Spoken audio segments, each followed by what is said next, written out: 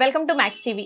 క్రోధినామ సంవత్సరంలో ద్వాదశ రాశుల వారికి ఎలా ఉండబోతుందని తెలియజేయడానికి ఈరోజు మనతో ఉన్నారు కోయిదర బిఎల్ శ్రీనివాసరాజు గారు. మరి ఆయన మాటల్లోనే మనం తెలుసుకుందాం. నమస్కారం అండి. ఓం నమ శివాయ. క్రోధినామ సంవత్సరంలో వృశ్చిక రాశి వారికి ఎలా ఉందో తెలియజేస్తారా? ఓం నమ శివాయ. జయ కొండ దేవత అంబవారు పరబ్రహ్మ పరమాత్మ నమ జగతుత్తి స్థితిపలయ బ్రహ్మ హరిహరాయ గుణ ఆత్మ సర్వగౌతిగామి దశాదిశ కుర్రో కుర్రు కొండదేవత అంబ పలుకు జగతంబ పలుకు అంబవారు పలుకు సమ్మక్క పలుకు సారలమ్మ పలుకు జయ కొండదేవత. ప్రజలందరికీ నమస్కారము. ఈరోజు మనం తెలుసుకోవాల్సింది వృశ్చిక రాశి ఫలితాలు. అదృష్ట గడియలు రావు గడియలు చూసుకుంటే ఆదాయములో 8, ఖర్చులో 14.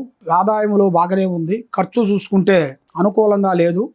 కాబట్టి రాజపూజిత 5, అవమానాలు 6.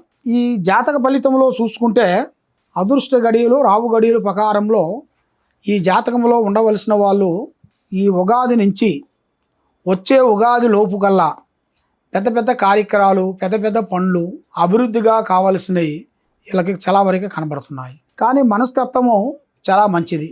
జాతక పరంగా చూసుకుంటే ఈ రాశి వాళ్ళకి ఈ ఉగాది నుంచి ఎప్పుడో కొన్ని పోయినవి కూడా మళ్ళీ ఎదురయ్యే మార్గాలు కొన్ని కనబడుతున్నాయి. కొన్ని విధానాల ప్రకారంగా చూసుకుంటే వీళ్ళు కొన్ని ఆస్తులు కొన్ని పోగొట్టుకున్నా కూడా మళ్ళీ ఆస్తులు తిరిగి వచ్చే యోగం కనబడుతుంది. కానీ స్త్రీ విషయంలో వచ్చేసి ప్రేమ విషయంలో చాలా వరకు అదృష్టం అనేది స్త్రీ వల్ల వీళ్ళకి మంచి యోగం ఉంది. ఎవరిని ప్రేమిస్తారో ఆ ప్రేమించిన వాళ్ళ వల్ల వీళ్ళకి మంచి శుభ గడియలు ఉన్నాయి. ఆ స్త్రీ వల్ల వీళ్ళు ఉండే ఒక స్టెప్ గుండా ఇంకా పెద్ద స్టెప్కి ఎదగాల్సిన యోగం అనేది కనబడుతుంది. కాబట్టి స్త్రీ విషయంలో వీళ్ళకి ఎలాంటి ప్రమాదకరం అనేది లేదు. స్త్రీ విషయంలో మంచి జయం ఉంది. కానీ స్నేహ విషయంలో ప్రాబ్లం ఉంది. దోస్తానం అంటారు కదా, ఫ్రెండ్షిప్. ఆ ఫ్రెండ్షిప్ విషయంలోనే కొంచెం జాగ్రత్తలు ఉండాలి. దాంట్లో కొంచెం మనం ఏమి కాదులేని అశ్రద్ధగా మనం ఆలోచన చేసామంటే చాలా వరకు అధోగతి పాలయ్యే మార్గాలు కొన్ని కనబడుతున్నాయి. కాబట్టి ఇప్పుడు మెయిన్గా మనం తెలుసుకోవాల్సిన విషయం ఏమిటంటే కుటుంబంలో కొన్ని సమస్యలతో ఆరోగ్య సమస్యలు కానీ కుటుంబ సమస్యలు కానీ కుటుంబ వ్యవసాయ సమస్యలు కానీ ఎంతో వరకు బాధపడుతున్న వాళ్ళకి మెయిన్గా ఇప్పుడు మనం తెలుసుకోవాల్సింది 10 మందికి మనం అన్నదానం చేయాలి. అన్నదానము మించిన దానం లేదు.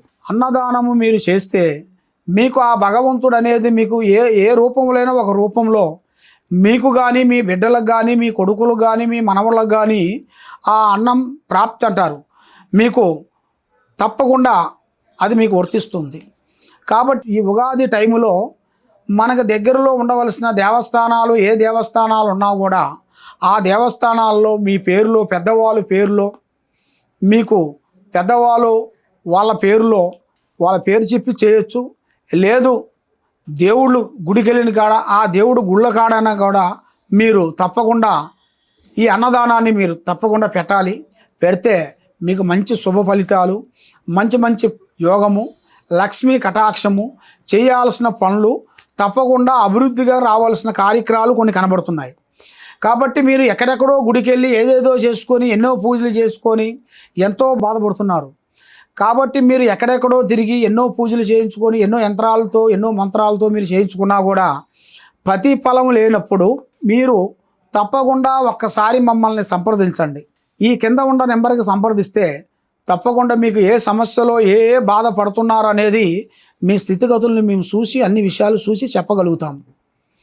సర్వో జన సుఖినో భవంతు. ఓం నమ శివాయ.